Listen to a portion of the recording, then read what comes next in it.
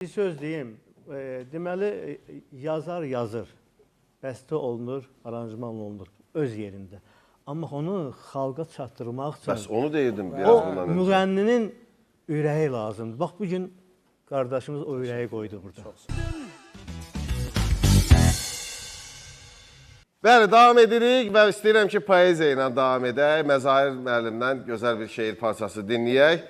Daha sonra deyəcəklərimiz təbii ki var. Teşekkür ederim yenə də müraciətimiz sevgiyedir.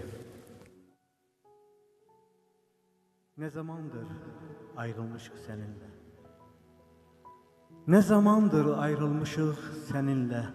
Söyle, ya da düşürəm mi sevgilim? Darıxır bizim üçün görüş yerimiz. Söyle, ya da düşürəm mi sevgilim?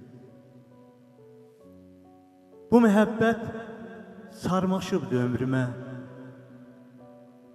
Qucaq açıb qarışıbdı ömrümə. Baxışların alışıbdı ömrümə. Söylə, yada düşürəmmi sevgilim?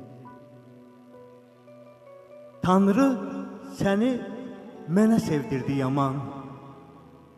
Tanrı səni mənə sevdirdi yaman.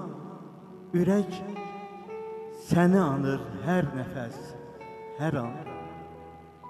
Eşqindir yaşadan ruhumu inan.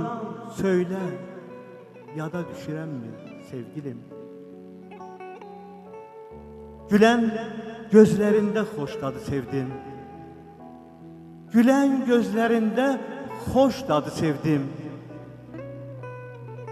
Qəlbimdə bəslənən bir adı sevdim.